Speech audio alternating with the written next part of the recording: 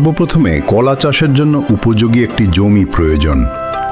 জমিকে সম্পূর্ণভাবে চাষের উপযোগী করে নেওয়ার পর ভালো জাতের কলার চারা রোপণ করতে হবে।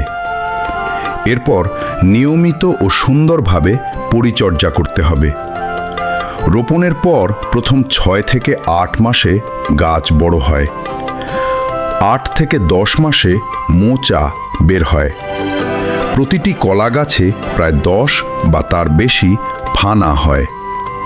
এ সময় দেখা যায় কলার কাঁদি অনেক বড় ও ভারী হয়ে যায়। ভার বেশি হওয়ার কারণে গাছ ভেঙে যেতে পারে।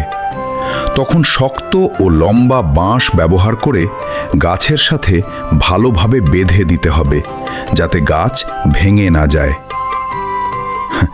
10 থেকে 15 মাসে কলা পুরোপুরি পাকে এবং কাটার উপযুক্ত হয়। তখন কলা গাছ থেকে কেটে নিতে হবে।